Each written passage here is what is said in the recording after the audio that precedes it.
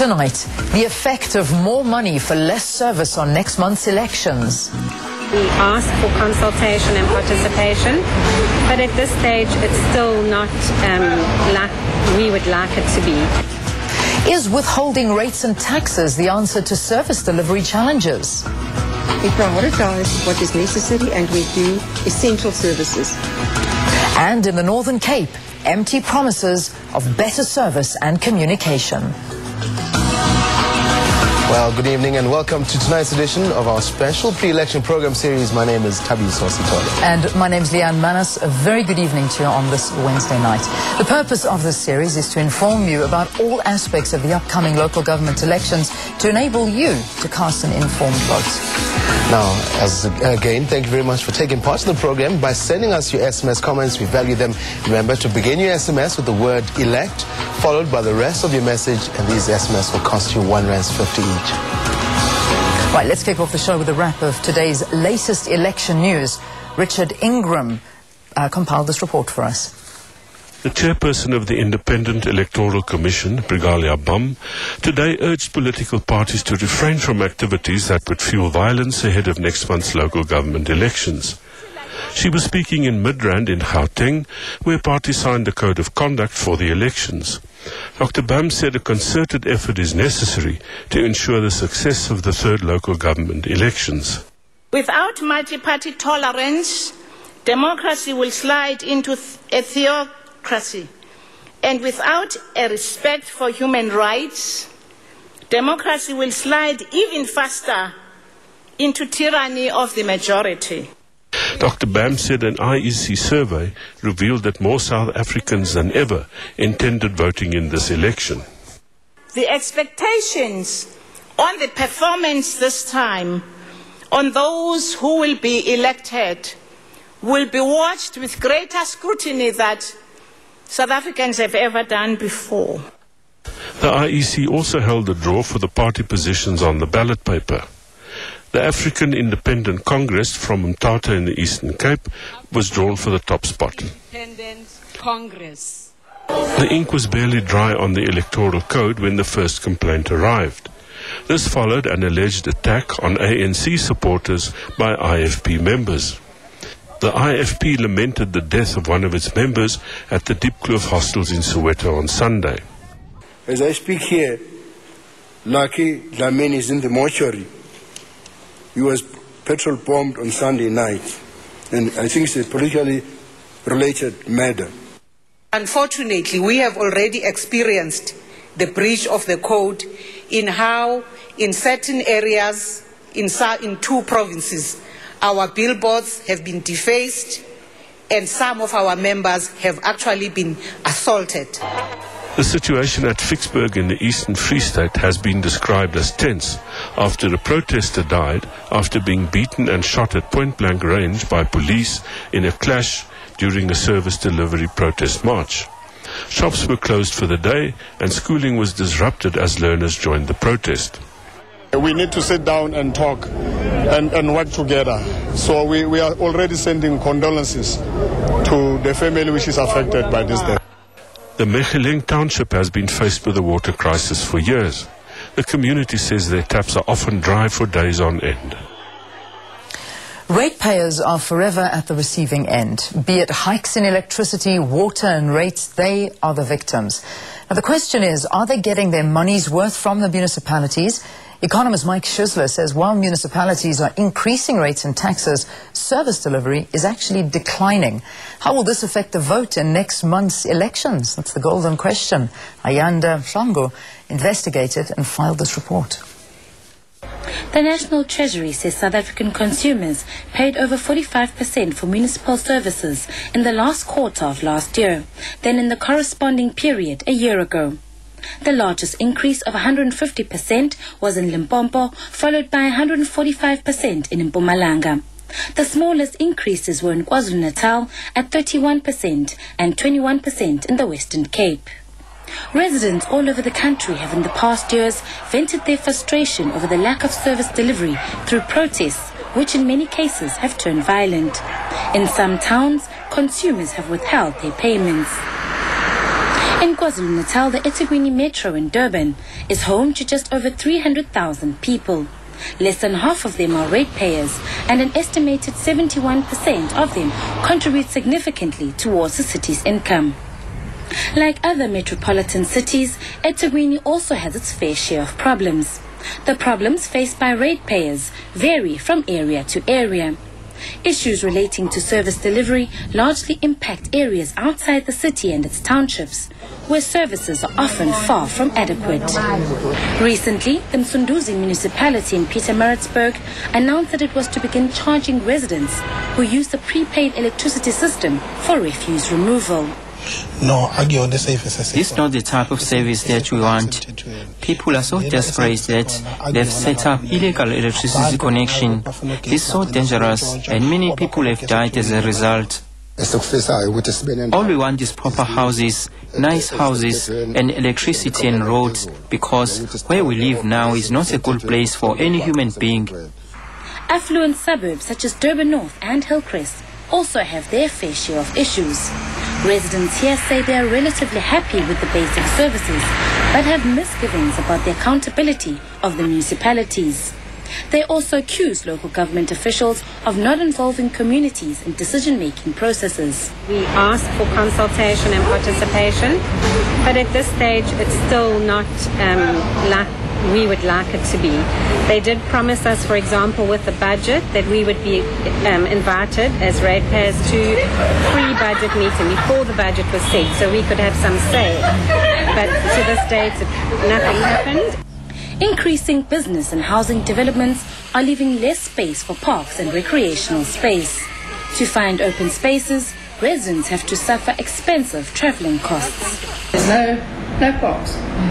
They were very worried about land grabs early on, and so they sold off all the land that was parks. So that's a big loss here. We've got nowhere where kids have got swings or things where they can go and play, kick a ball around or whatever. There's nothing. People used to come for walks here in the evening, bring their dogs, but it's fenced off. They've got nowhere to even walk around.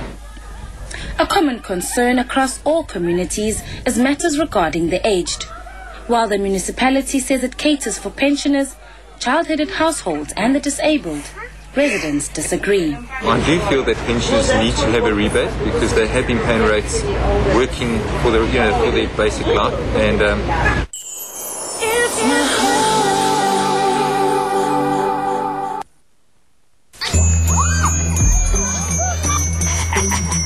you keep saying you got something for me, something you call love. But confess, you've been messing where you shouldn't have been messing. Now someone else is getting all your best. These boots are made for walking, that's just what they'll do. One of these days these boots are gonna walk all over you.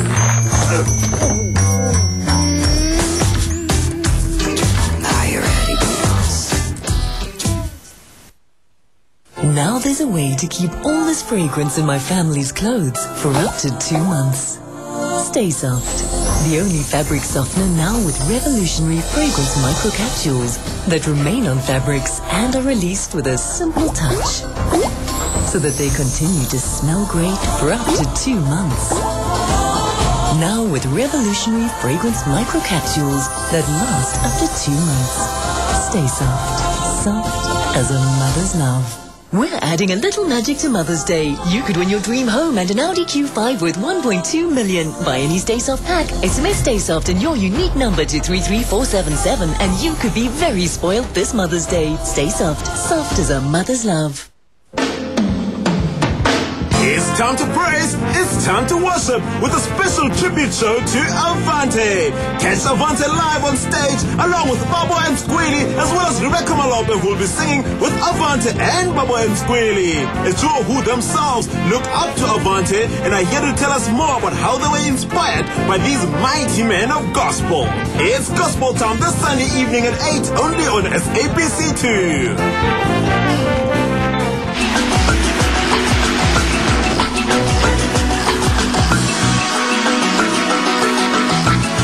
Well, welcome back to the special pre-election program. Apologies for the interruption of that insert that was playing. Let's go back to the insert where basically it's taking a look at ratepayers that seem to always be on the receiving end of price hikes, whether it be electricity, water, rates. We always seem to be the victims. Economists, however, say that although things go up, we're not necessarily getting the value we're paying. Let's take a look once again at that insert by Ayanda Mhlongo. The National Treasury says South African consumers paid over 45% for municipal services in the last quarter of last year than in the corresponding period a year ago. The largest increase of 150% was in Limpopo, followed by 145% in Mpumalanga. The smallest increases were in KwaZulu-Natal at 31% and 21% in the Western Cape. Residents all over the country have in the past years vented their frustration over the lack of service delivery through protests, which in many cases have turned violent. In some towns, consumers have withheld their payments. In KwaZulu-Natal, the eThekwini Metro in Durban is home to just over 300,000 people. Less than half of them are ratepayers, and an estimated 71% of them contribute significantly towards the city's income. Like other metropolitan cities, eThekwini also has its fair share of problems. The problems faced by ratepayers vary from area to area. Issues relating to service delivery largely impact areas outside the city and its townships, where services are often far from adequate. Recently, the Msunduzi municipality in Pietermaritzburg announced that it was to begin charging residents who use the prepaid electricity system for refuse removal. No, this is not the type of service that we want.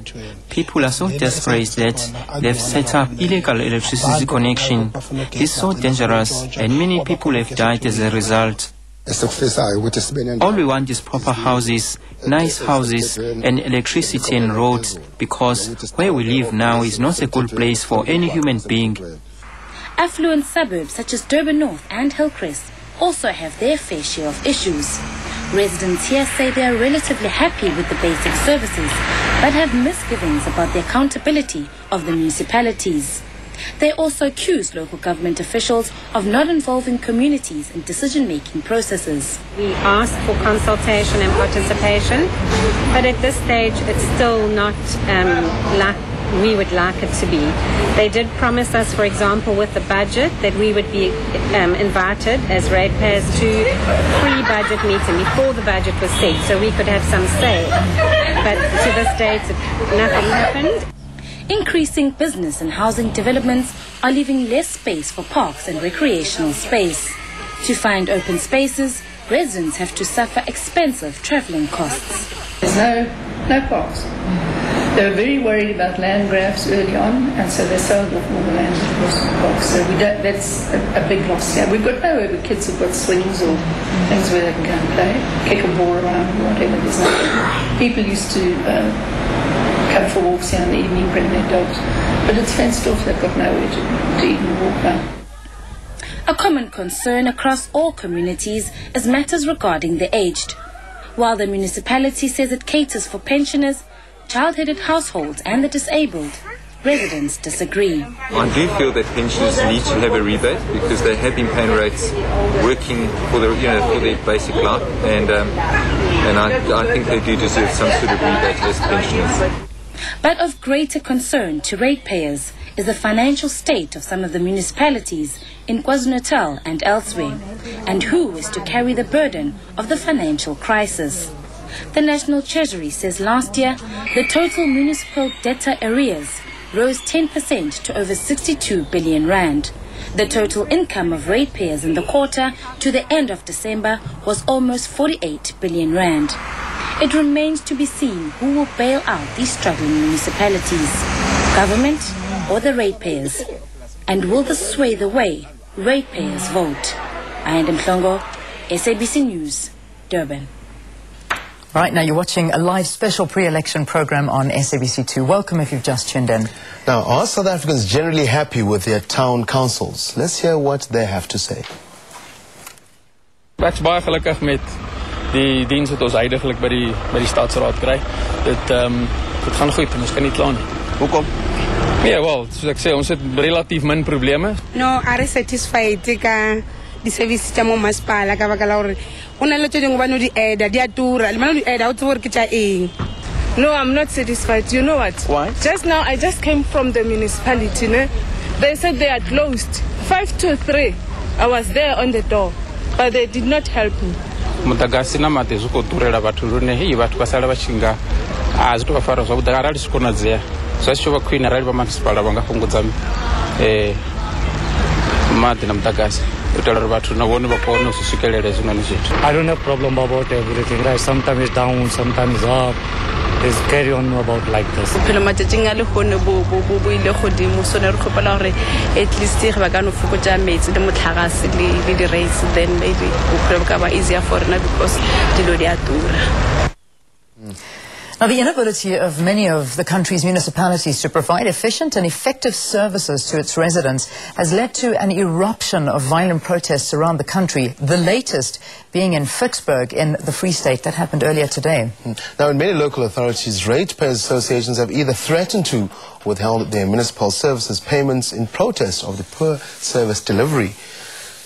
Tswaing local municipality in the northwest is one of those where the Ratepayer Association has given the municipality an ultimatum to improve services delivery or face possible withdrawal of payment for services.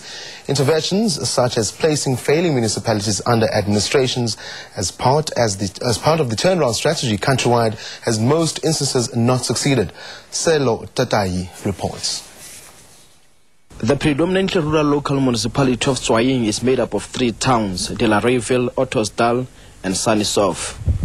About 62% of the people living in Tswaing have no tangible source of income. Agriculture provides the most employment, but many residents rely on social grants. De La Reyville is the municipality's administrative seat of government. The town was named after Boer General Koos De La Rey. Like in many other municipalities, residents here are faced with severe service delivery challenges. Renali 8, Rirana Niano. Keseba Garidula mo. Marentraba Heta Macansalara Honala Cansalara Letanka. Out of frustration and in an effort to put pressure on the municipality, De La Reyville residents withheld payment of services to the municipality in 2007. They later formed the Ratepayers Association. The association took over responsibilities such as refuse collection and cleaning the town. It claims that things went from bad to worse after they were instructed to discontinue their operations by the Deputy Minister of Cooperative Governance and Traditional Affairs. Since he has been here, nothing has happened. I was part of the steering committee we had here with the municipality. We had meetings, but nothing has happened out of the meetings. Everything is just going backwards at a fast rate. It is quite clear that the service delivery in Tswaing has basically collapsed. Provision of water, sanitation and housing continue to be a worrying factor for many. In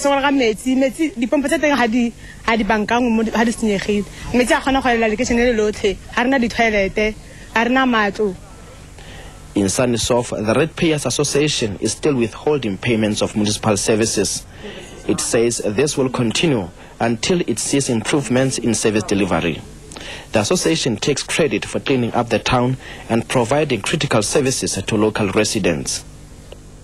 To utilize that money for essential services, we prioritize what is necessary and we do essential services to the benefit of all the people. Like, for instance, the maintenance to sewer trucks and tankers, to boreholes, to streets and cleaning of streets, mainly. Government intervention has failed to address local service delivery backlogs. The visit by the Minister to Tswaing was part of a mandate to resolve service delivery anomalies in the municipalities and administration. And his contribution and intervention was much appreciated by the residents and ratepayers of Sunnysoft and of the larger Tswaing.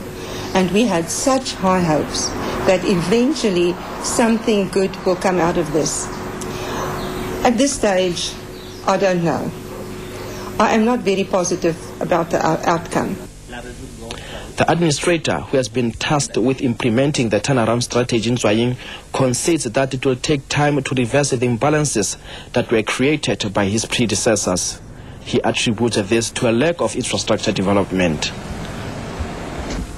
You have the infrastructure which is very old, which was not replaced over many years, and the maintenance of it as well. The municipality didn't have the money to maintain this particular infrastructure.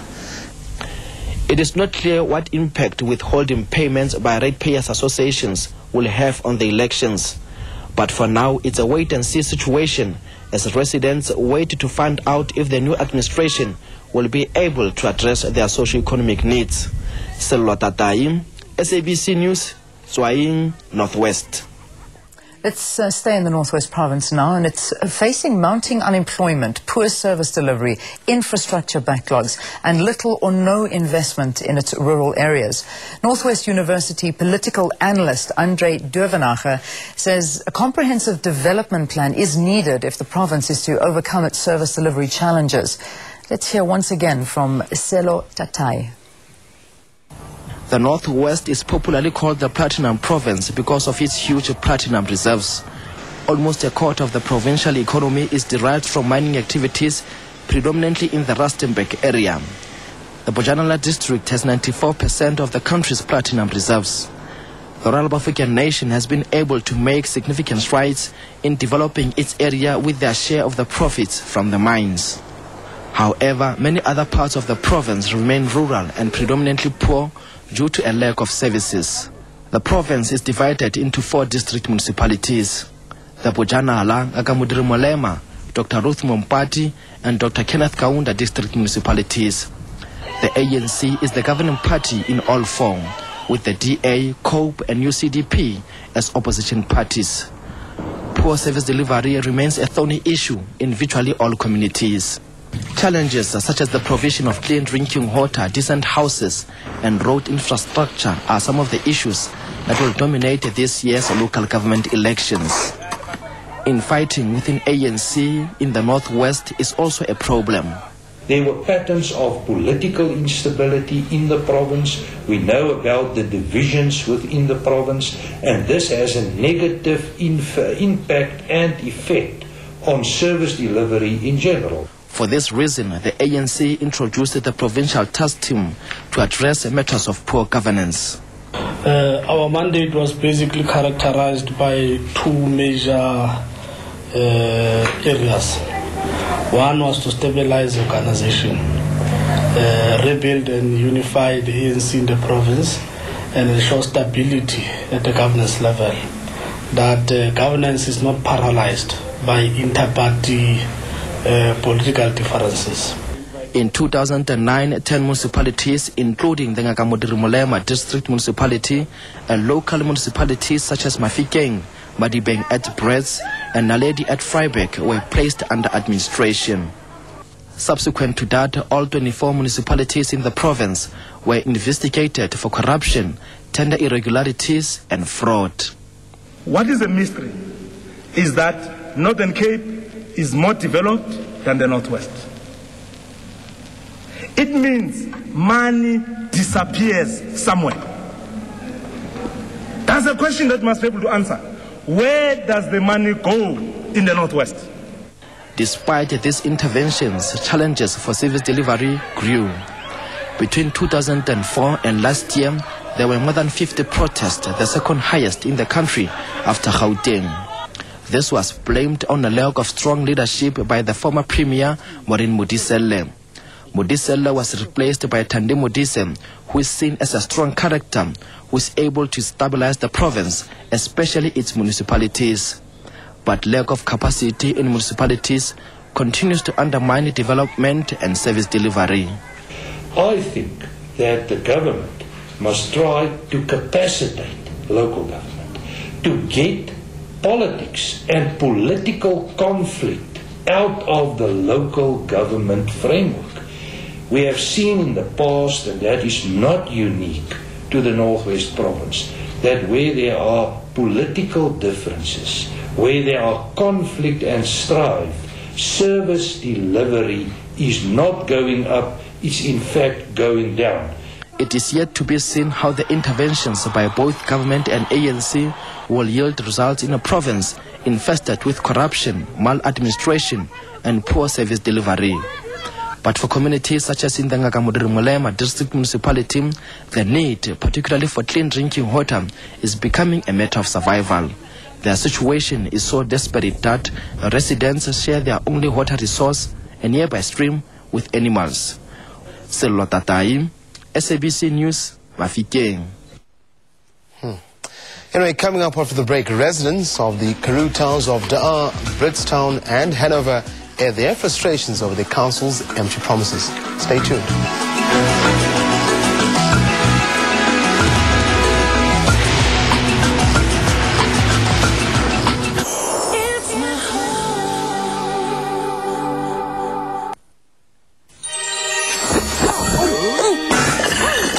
Ach, no, man, I'm full of grease.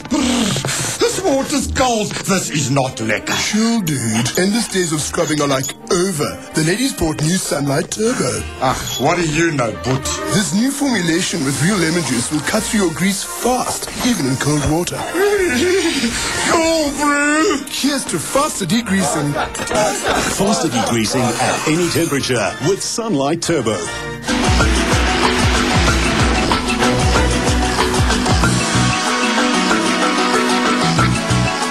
Welcome back. This is a special pre-election show right here on SABC2. Now, time now for one of the other parties contesting next month's elections to tell us why you ought to vote for them. Here's the PAC's Apr. As an organization, our main objective is to fight corruption because we believe that corruption is taking away from the poor. And as a result of corruption, we don't have service delivery in local government. And as an organization, we've committed ourselves towards fighting and eradicating that. And secondly, we have committed ourselves towards job creation. We believe it is the key thing to fighting poverty. And as an organization, we have plans on how we are going to create employment for our people. Now, ratepayers in the Karoo towns of Da'a, Bridgetown and Hanover have also withheld rates and taxes from their municipality.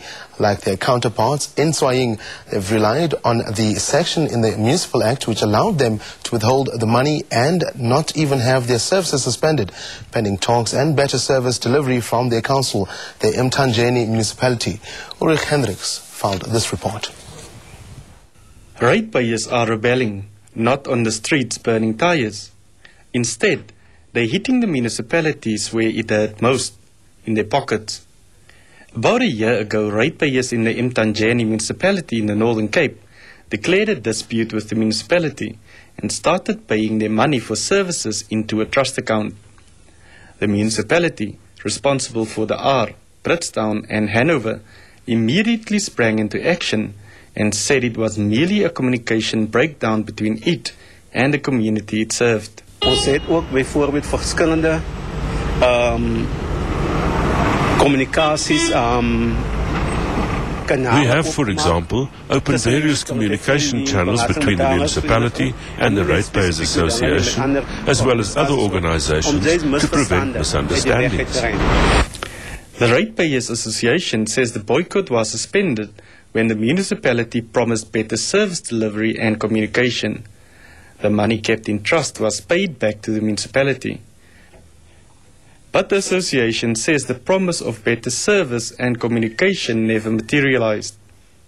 Let